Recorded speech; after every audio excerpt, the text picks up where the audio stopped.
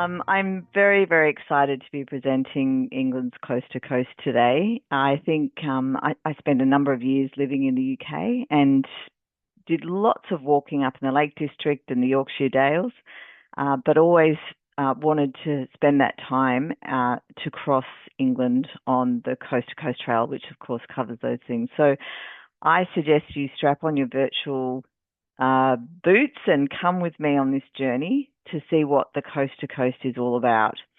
So today I'm going to talk a bit about the history of the trail. I'm going into a bit on the gear side because I think that's really important, what training you'll need to do, the weather, the terrain, itinerary, what grade it is, how to navigate the trail, what food to expect and or accommodation, what inclusions we have on a UTracks holiday, and then our question and answer time.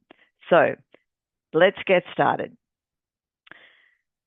The Coast to Coast Trail was created by Alfred Wainwright, and he's got a legacy throughout this walk. You'll see it everywhere in the signposting. But he established the trail in 1973. He produced the Coast to Coast guidebook.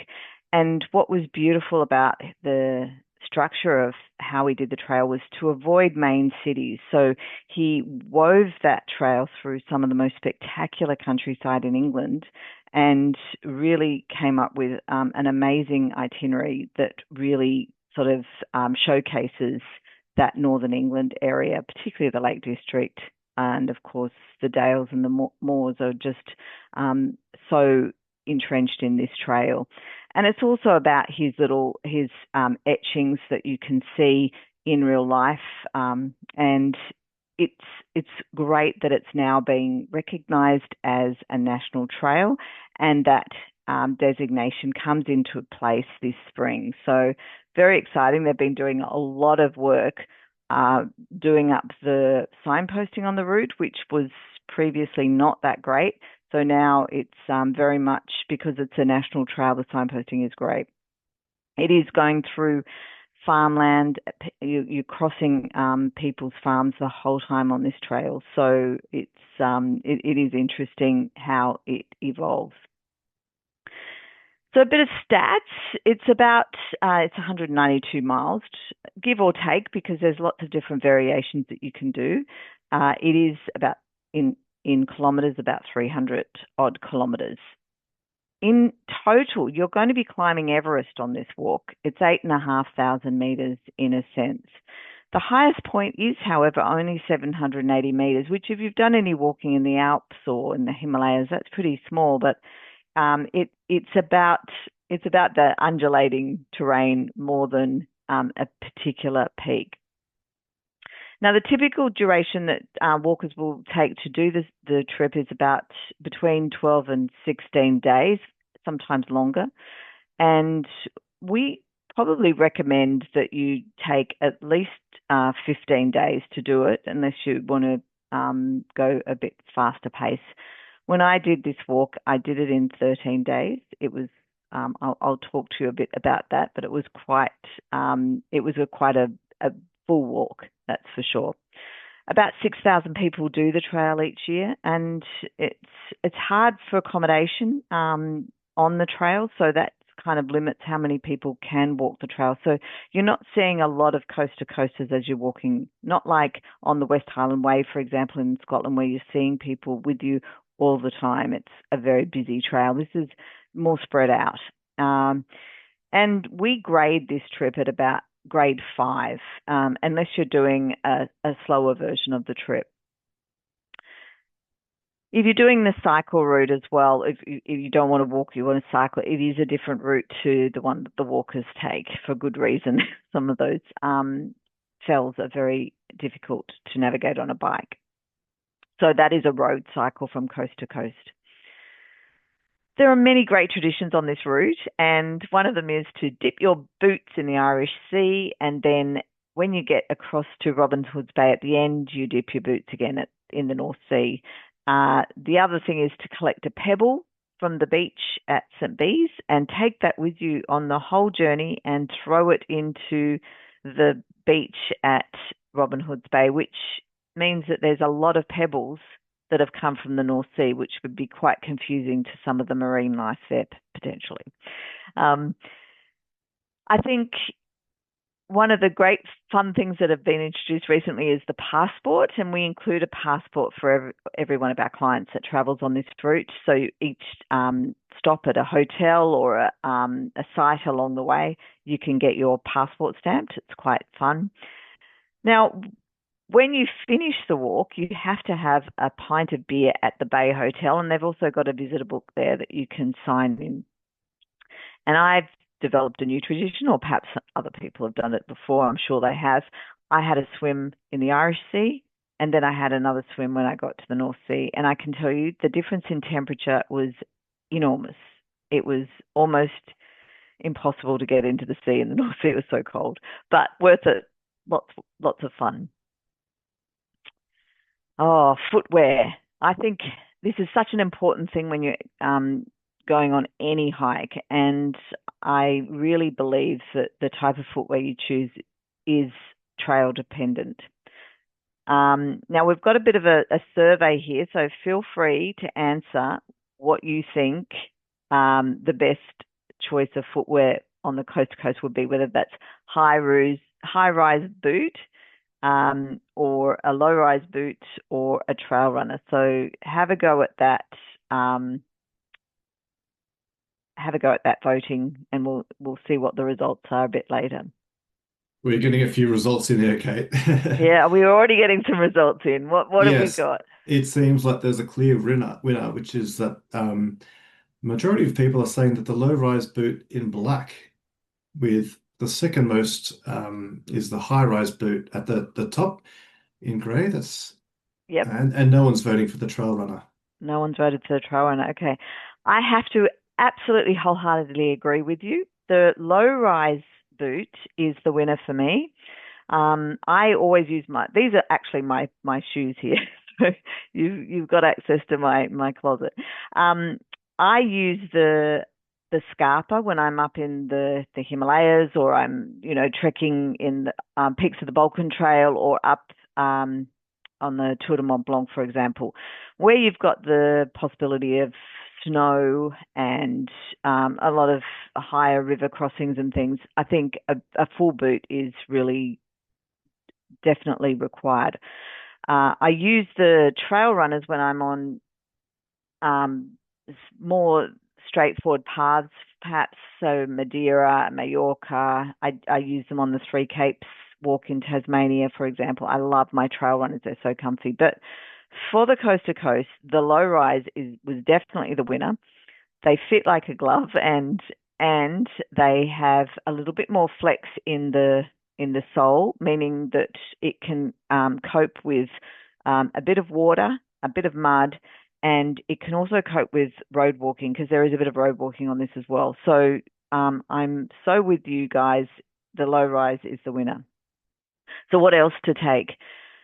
Really good waterproofs. You're in the UK after all. You definitely need a really good waterproof jacket and waterproof pants. And I would even say gaiters if you want to super protect your footwear from getting wet. I think we had quite a bit of rain on the trip, and I did get my boots wet when I didn't have the gaiters on. So that was interesting, but not unlogical at all. The best way to stay hydrated is with a bladder. I don't ever have water bottles unless it's for, if I want to have an energy drink on the side. But water in a bladder is fantastic. I like an Osprey backpack that's fitted to the female form, which I find is very, very comfortable. For this trip, I used walking poles, and I don't usually use walking poles. But I think they're an absolute must on this trip, because the distances are so long, and the terrain is quite challenging at times. So having those really helps, particularly by the end of the day when you're a bit tired. And like a foam seat pad was the surprise winner as well. It was very, very lightweight. I didn't have one to start off with. My brother-in-law had one, and had massive envy and got one midway through, and it was fantastic, because you can basically sit anywhere, therefore, because there's not park benches all along the route at all. There's literally, you sit on the grass or a rock. So having one of those little foam pads was fantastic. And a mobile phone, of course, because you are going to be navigating the route if you're going on a self-guided trip. A mobile phone's pretty essential, and the coverage is quite reasonable. So what do we include on a UTracks? Now, I'm talking here a self-guided holiday. So we have local support.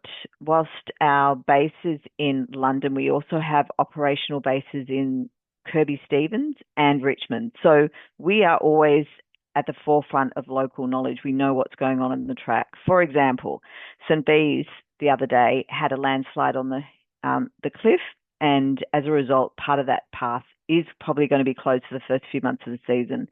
And we knew that immediately, virtually, that it happened because we have that local intel. We've got staff on the ground.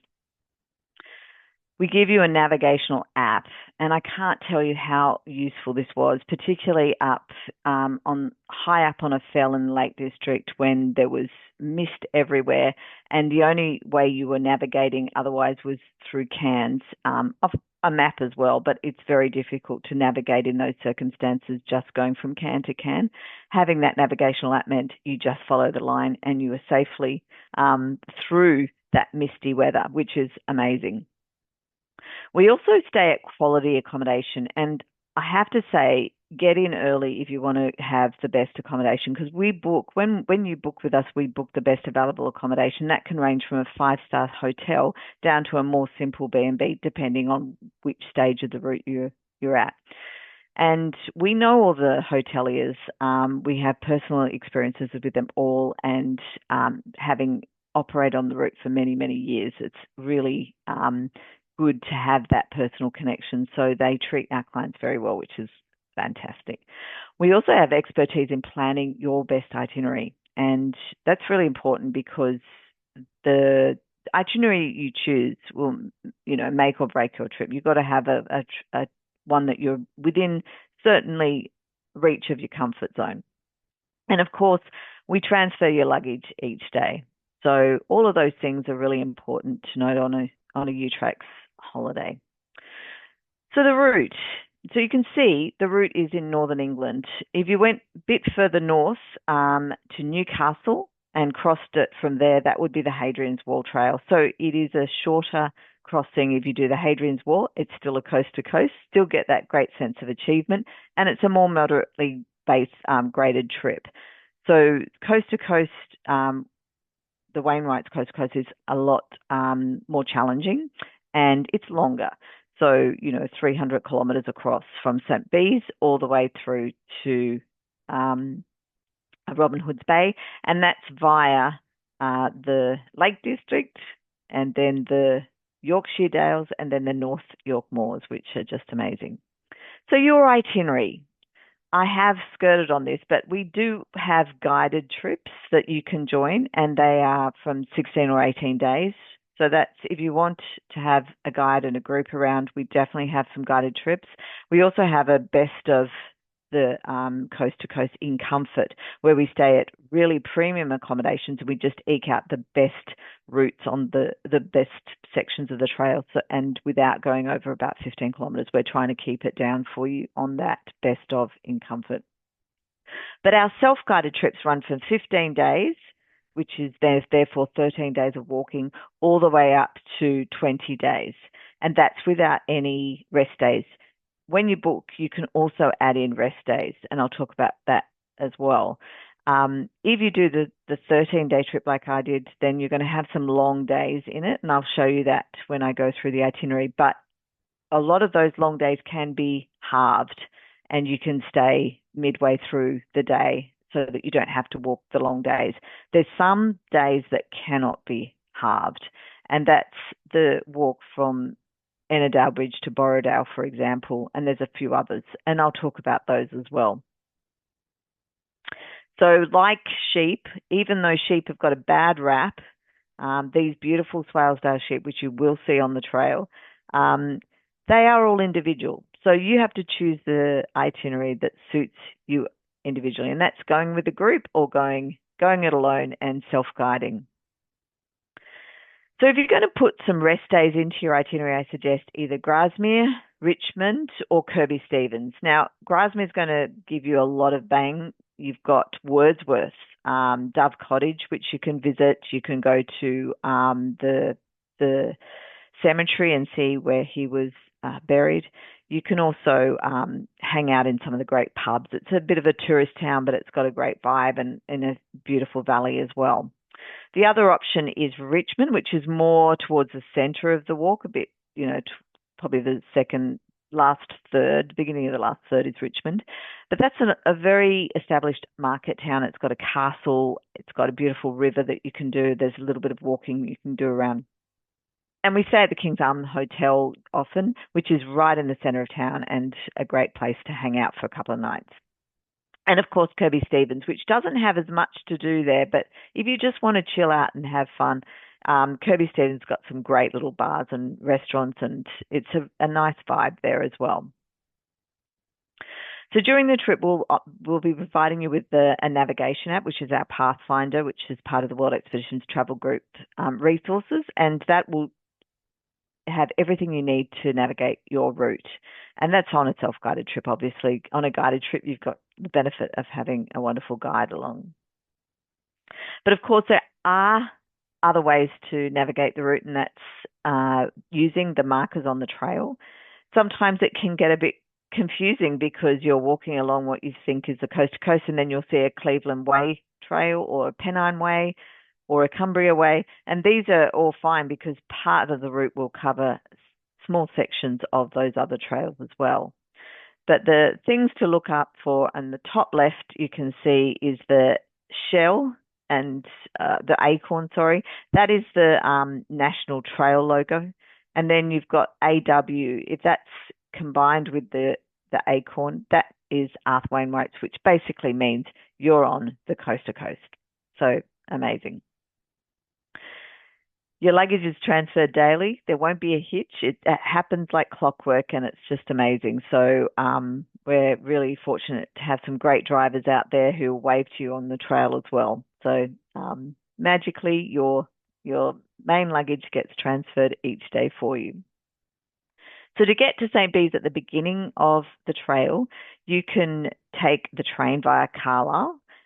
The other option is you can drive to Kirby Stevens, and then we can offer you a transfer from there, where you can park your car at our car park there, and you can then get a transfer to St. Bees, or you can from Robin Hood's Bay. It's not on the train lines, so at the end of the walk, you can then get the transfer back to Kirby Stevens where your car is, or you can just get on a bus to either Scarborough for the southern journey if you're going back to London, or if you're going north up to Middlesbrough, you can take a bus. It's so super cheap, and then you can join the national train network from there. Accommodation I touched on before. We stay in fantastic places, some of the best hosts on the trail, and always a comfortable bed, a hot shower, and our first choice would be always to have private bathrooms. So the vast majority of our travellers will have private bathrooms. If you book late, you might have to have a room with a shared bathroom. But that's why I suggest getting in very early so you get your choice of accommodation. And May is completely full on the trail. June is getting pretty full. So July and August tend to be a little bit quieter than September. So definitely have a look at those months if you're planning to travel this year. Being England, breakfast is very hearty. So you can either have a full-on English breakfast, which is, as you can see on the bottom left. Some places also offer things like porridge. You usually get yogurt, juice, and fresh fruit and cereals. So it is a very hearty breakfast. It certainly sets you up for the day. And during the day, because you're not going to be seeing much in the way of villages often, you probably need to take with you a packed lunch. And a lot of our accommodation providers do have the option to provide you with a packed lunch, or you can go to the local store before you set out and get a sandwich. And chips are definitely part of that packed lunch if you order that, which also comes usually with a flapjack, which is very particular for the Lake District. And yeah, you've got a range of other options as well, but you you're pretty set from breakfast, so lunch doesn't have to be a full-on affair. It's rare that you'll find a lunch stop midway through that you can order food and eat food. It's usual that you have to rely on uh, a picnic lunch. And then dinner, of course. You can't go past the Cumbrian sausage, which is very particular to the region of Cumbria, which you first walk through. Fish and chips is always on the menu, and also things like Guinness pie or other sort of pub staples. But they also have salad options as well. And usually you eat in the accommodation, but from time to time you'll go outside of the accommodation to eat as well. It depends on where you're staying. The terrain is varied, so it can be quite steep and rocky at times, and you've got to be very careful if you're crossing roads. There's some sections with steps and stone paths. There's also mud at times. Road walking definitely features, particularly in the second half. And some of the trails are quite narrow along the sides of valleys. And you do need to be agile enough to climb over stiles, and that's with your backpack as well. So, yeah, and that might just be some stones that are coming out of the wall that you climb over as well. You'll see lots of furry friends along the way. It is very rural, so you are literally walking through farmland, and there's options to see and pat furry friends as you walk along. So let's go to the first part of the itinerary, which is through the Lake District. So you start at St. Bees, and as I mentioned, you go right around that headland to start off, and then across Dent Fell, which is the highest point of that day, to Ennerdale Bridge.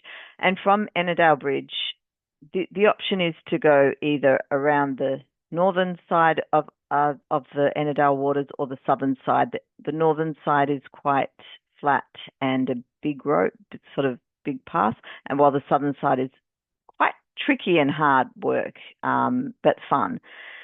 And then from there you go up over the fells. I did the Red Pike version, which was pretty hard work. It made it a 2-hour longer journey, but the views were spectacular, quite amazing. And then down to Borrowdale. From there, it's an easier walk down to Grasmere. You do have a bit of a ascent and descent, and the views are amazing, but it is a little bit a shorter day. And then from Grasmere, you're going up to Patterdale or Glenridding, and that's on Oldswater. So from there, you've got amazing views as well, and some of the classic fells that Wainwright penned are in that on these two walks here. So from Glenridding, you have the option, if you're taking one of our a highlight trip or an easier trip, you can take a steamer along Oldswater to Pulley Bridge and then walk to Shap. So that's a quicker version of the walk. But to be honest, this is one of my favourite days because it goes up to Kidsey Pike, the highest peak on the trail. And that route is just beautiful until you get down to the Haweswater Reservoir, which is a really brutal walk around that reservoir because you've done a big day already, you think, and then you're going up and down along the side of this reservoir, and then you end up on a beautiful sort of farmland walk to Shap. So that's beautiful. Then you cross the first motorway, which is the M6. You go over the M6 and do a big long day through some stunning countryside to Kirby Stevens. So that's the first half of the walk. Now, some people choose to just do that section of the walk, and you can then come back the next year and walk from Kirby Stevens to Robin Hood's Bay, which I think is quite a reasonable thing to do. But heading up on from St. Bees is great. as I said, you pick up your pebble, and then you head up over to Dent Fell, the highest point on the walk. And we met a really fabulous local character on this walk. First of many great people that we met as we walked along the coast to coast. All right, then you head from Ennerdale, and as I mentioned, we went up to Red Pike, and then across the Haystacks, which was such a magnificent walk. If you've got the oomph from the previous day, which was quite long, the previous day was about 24 kilometres, and again you can separate those into 2 days that day if you want. But this next day you really are committed to doing the 26.5 kilometres, and there is easier walks than what we did, but it is just stunning either way because you've got incredible views, and you just start to lose your views of the Isle of Man, which you've seen the day before, and all the way to Scotland pretty much. It's quite spectacular. So from Borrowdale, you then do an easier day. It's only 12.5 kilometres, but it's got a good ascent in it, and then down into Grasmere, where you want to, if you're not spending the extra night in Grasmere, you've got to get to the Dove Cottage before it closes at about 4 o'clock. So it's great to go and see some of the sites in Grasmere as well. So don't think that you're just walking for 12.6 kilometres, because you got to do some tourist stuff when you get to there. And that's one of the few places that you do need to do some sightseeing. Grasmere and Richmond are pretty much it. Okay, so from Grasmere you head up over the fells and down into Patterdale or Glenreading, depending on where you're staying. And this is where you can take the steamer the next day along the Oldswater to Pulley Bridge. We stay at this fabulous place at Glenreading, which is the Oldswater Inn. It's got an amazing dining room, which you can see on the bottom left. Really beautiful accommodation there. And I didn't mention the previous night we also stay in a fabulous place with amazing food. So look, I've stayed in lots of B&Bs around the UK and pubs and things, but I have to say the standard of accommodation on this trip was outstanding. But there are some that aren't as that are more simple as well. So you've just got to expect that smaller towns, you're going to have less options and they can be more simple. This was one of my favourite days going up to Kidsey Pike. The landscape was incredible. We had fighter jets going across, and I felt like we could see the pilot's face so clearly. It was like so close to us. It was amazing. So that sort of added to the drama of the incredible landscape. And then, as I mentioned, we go down to the Haweswater Reservoir and end up in Shap. This was a big day. It's about 28 kilometres, but it feels longer because you're doing quite a lot of climbing and then that really hard walking next to the reservoir. So you really feel your legs by the time you get to Shap. Then Kirby Stevens, and this day is 33 kilometres, but it's easier than the day before because it's a bit flatter and you're only going up 390 metres. You're crossing the M6 and then you're heading into this stunning countryside and down into Kirby Stevens on the last section on the road. But you'll go through farmland and see fabulous sheep all the way along the route. It is quite amazing. So the second half of the walk, you're going from Kirby Stevens all the way to Robin Hood's Bay. And this is through the Yorkshire Dales. So just after you leave Kirby Stevens, you leave Cumbria and you enter Yorkshire. So you're in the state of Yorkshire. And then you head across the Dales and just wonderful countryside to the Swasdale Valley and through to Richmond.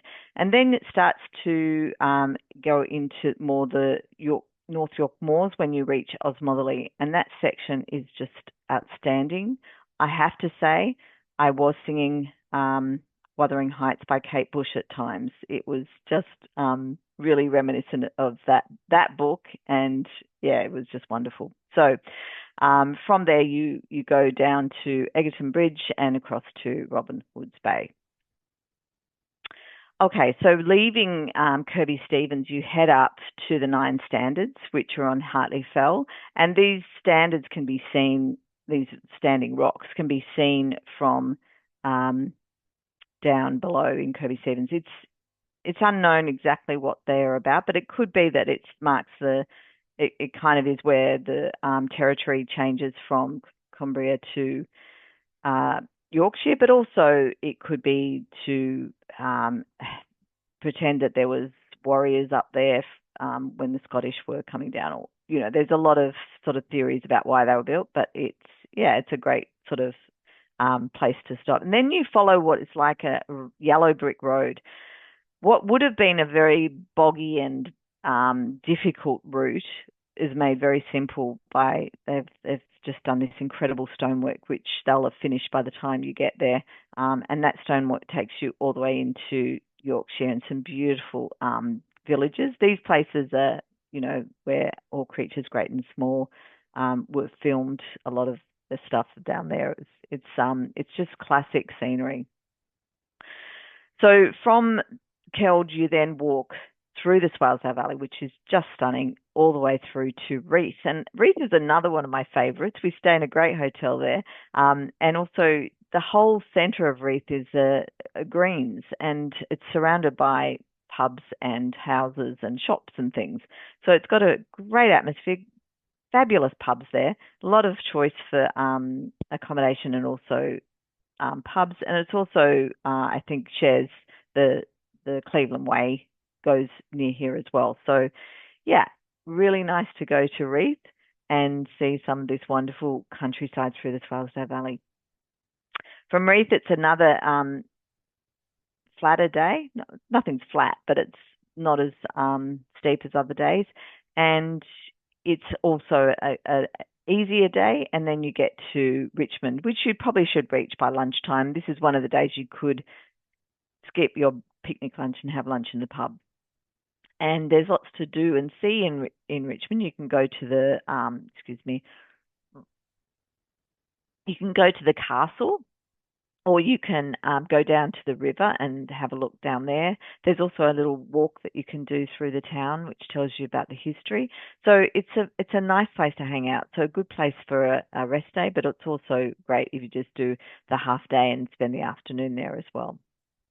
And we stay at the King's Head Hotel, which is a 5-star hotel, got all the great amenities, great dining room, and right in the centre of town. So we then have the Richmond to Osmotherley walk, which was 42 kilometres for us, and that was a big day, huge day. We got to the bottom right photo, this little pub, at about 10:30, and it wasn't going to be opening for a while, so we certainly weren't stopping there for a beer or lunch, but they did have some great little seats that we could sit at. And as I mentioned before, there's not many places you can sit. They also had this other great church before there that you could go in, and they had tea and coffee available, and you could make a donation. We only saw that a couple of times, but it was so nice and welcome when we saw it. In other places, there was like a bowl of apples, and you could just put some money in, or just and take an apple. So that was nice. They're doing some nice things along the trail for the walkers. Osmotherley to Breaky Ridge is another one of my favourite days. It's when I said I was singing Wuthering Heights, and lucky you weren't there.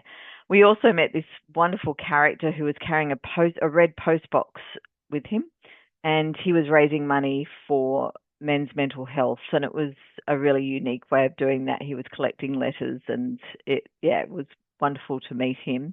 And then when you do all this wonderful walk across the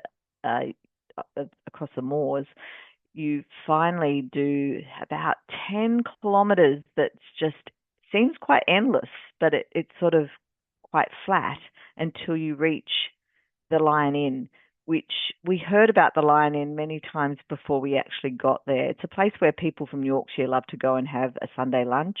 and we actually arrived Sunday afternoon, so it was packed when we arrived. Um, and it's also a place where they'll go on a special anniversary to stay the night. It's literally in the middle of nowhere on a ridge, and it's got so much atmosphere, short, sort of low ceilings, really great food. It's known for its really good food, simple bedrooms, but wow, what a great a great place to stay all night. All we heard was the wind whipping around the place. It was just incredible. We did have some bad weather that came in while we were there, so it just made the atmosphere like just wonderful, amazing. Loved it. And then from Blakey Ridge, it was a pretty quick 4 hour walk. We just walked quite quickly because it was wet. And this is where I'm showing you a photo of wet because I think it's important that you see wet. It happens. But just as it's wet, it also clears up and you've got sunshine again. You need to have really good equipment, and that means your waterproofs and also a cover for your backpack. I also like to have waterproof gloves so that my hands don't get too cold, which I do find, particularly if you're holding poles, you need to have waterproof gloves. That's another thing I should have put on my gear list.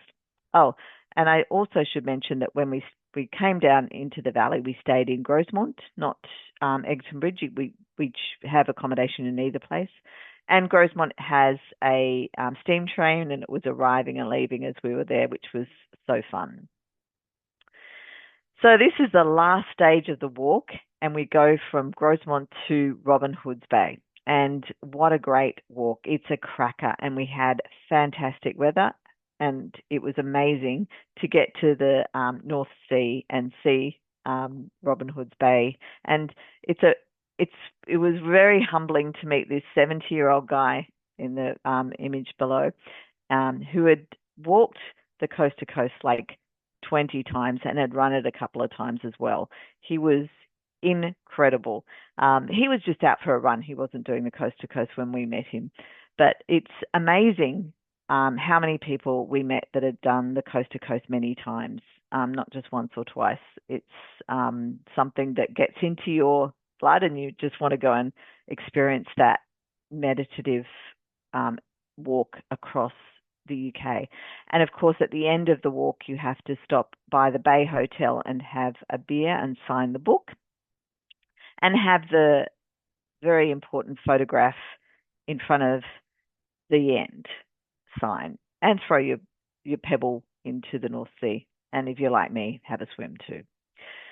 So that is the coast to coast. I'm sure there's a lot of things that I haven't touched on that you might want to know about. So I would say ask your questions. Wow, okay. That's such an in-depth overview of the trail. I feel like I've walked it myself now, but of course the easy option is sitting in a chair listening to you. So The yeah, I virtual definitely walk. yes, I definitely need to go slog it out. I'm also very hungry for an English breakfast. So Mm. what was your favorite item on an English breakfast? Oh, well, I think after having 14 opportunities to have English breakfast, my husband had English breakfast every single day.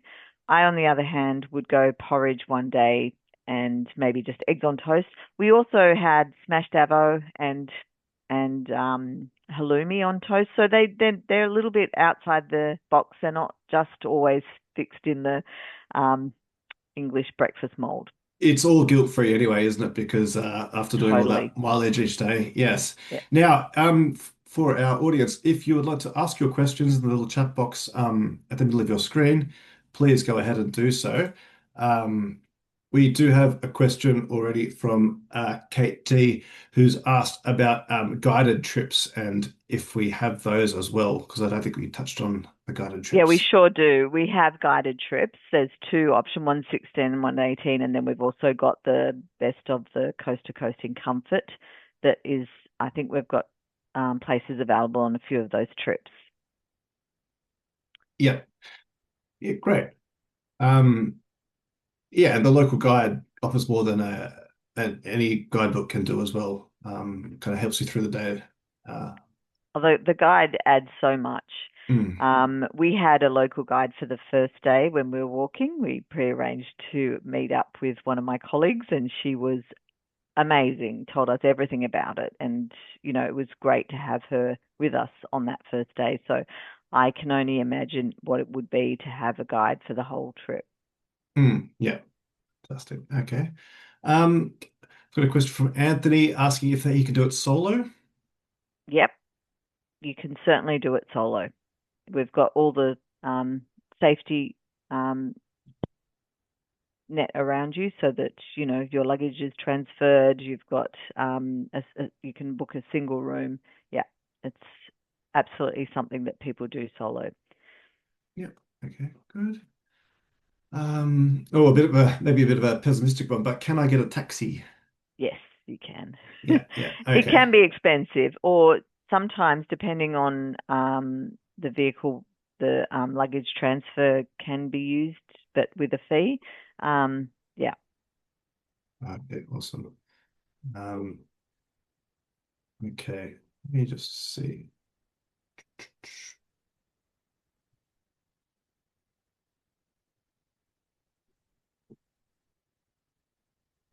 Oops, something's just gone wrong with our chat, I believe. Let me just try Oh, and have a look at that. Um, I mean, we've got a whole team in our offices in Sydney and um, in New Zealand, Canada, and London. So all of them are very familiar with this trip. Many of them have done it as well. So if you have questions that you weren't able to ask today, then certainly send an email to us or give us a call. We're always happy to have a chat. yeah. Oh, we just have one from Christine, who's asking if they accommodate for gluten-free meals along the route. Yes, they do. There's always gluten-free cereals um, available for sure. Yeah, thanks for that one. And the UK are very good at marking their menus. So you'll have a G for gluten free, you'll have a V for vegan, and a VG maybe for vegan and V for vegetarian. So yeah, they're very very good at marking their menus as to what is gluten free. Yeah. So just for everyone in the audience, if you have any questions you want to be asked, just in the Q&A box at the bottom of your screen, you should be able to type it in there. Hmm. Um, yeah, now we have is it who is this? FD has a question. You said you went in September. Yeah. Um, was that a good time of the year to go, or any other better times to go to do this coast to coast? Well, September's usually a great time to go, and it was great for us as well. The only thing is that last year, the whole of the year up till September was almost no rain at all until September. And then we had a few days of rain. So last year, it was great to go earlier in the year, but as we know, things change all the time. And I think September was I mean, the temperature was perfect. Um, it was Hmm. a bit chilly up on some of the fells, and you just have to have a beanie and some gloves, and you're fine. But yeah, I think we only go in the season between April and um, end of September, early October. So basically, once the clocks change, we start the season, and when the clocks change back, we end the season, so that you've still got the maximum daylight hours. Yeah, and you do try and guarantee the weather though, don't you, Kate? We guarantee that that you should have good waterproofs. Yes. Excellent, excellent. Okay. I've got a question here from Peter who's asked, are there places to refill your water bottle on the path? Good question. There are on occasion, but I would always recommend that you have a 3 litre water bladder, which is what I always carry. And even on the longest of days, I think I got to just the very end of that water bladder of 3 litres. So you should be able to have enough for the whole route. There's some days that you won't be able to fill up unless you've got purifying tablets because there's a lot of water on the trail. So you can go to streams and things, but you'd need purifying tablets. Hmm, yes. And a follow-up question, toilet situation on the trail. Yeah. So it's bush most of the time. Yeah. There are, like that church that I showed before, they had toilets, so that was lovely. But that you can't rely on that. Often you're just out in the countryside. So yeah. Yeah. And so just a follow-up from Peter, he's asking, so a 2 litre bladder would be enough for the shorter days? Yes, yes. If I had a 2 litre bladder, I'd also put in a litre water bottle just as a backup. That's what Yeah, I would do. But two presumably, litres should be fine on a shorter day, absolutely. presumably he's referring to the water bladder, not the toilet stop bladder. Correct. No, Okay, no, very I good. don't think he's Yes. talking. Mm. Okay, thank you. So there's lots of itineraries on the UTracks website. What's your best advice on length? Or is it Yeah, more that's a like person by yeah. person? I think it's person by person. We did it in 13 days because that's all they would let me out of the office for. Um, so I have to say I've done lots and lots of walking, and I did find this quite tough at the towards the end. My legs were quite tired. Um, so I would probably extend a bit and break up a couple of those days, particularly the 42K days. I think that's brutal, and maybe one of the other days, and consider a rest day as well. Hmm. Okay. But if you're short on time, it's definitely doable doing it in the 13 days that we did it. I'm a moderate fitness. I do keep active all the time, but Hmm. yeah, and I am used to walking. But yeah, if you've got a good level of fitness, then certainly 13 days. I mean, people do it on occasion in 12 days, and some people run it. So Yeah. And if you haven't watched the film on the Coast to Coast yet, please do. It really does give you a great overview of what the trail actually is like to experience. I never in my life did I imagine that England could be so rugged and mountainous. So it is really is a grade five tr tool for sure. And I Um, think also with that movie that we have on our website, it is all about the guided trip. So yeah, if you're leaning more towards a guided trip because this presentation's been more about the self-guided, then certainly have a look at our movie for sure. yeah. Okay, so seems to be all the questions. I'm going to ask one of my questions actually, and that's what's your best hiking advice, Kate?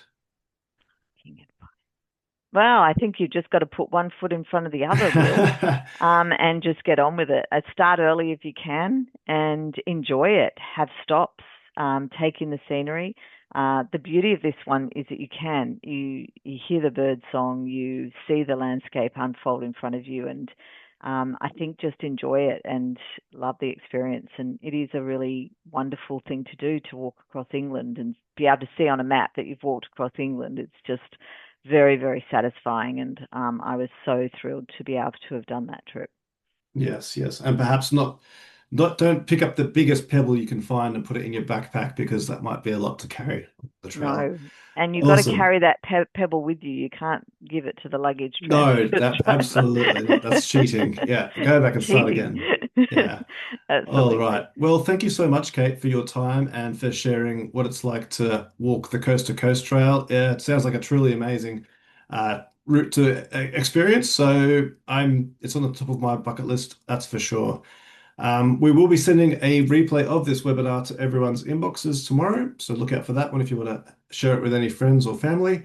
And stay tuned for more UTracks webinars coming up. We've got about 12 scheduled over the next few months. And as always, if you need to ask any of our active travel experts, you can always just reach out to our office and we'll take it from there. Okay. Thank you so much, Kate. And thanks for listening. Thank you.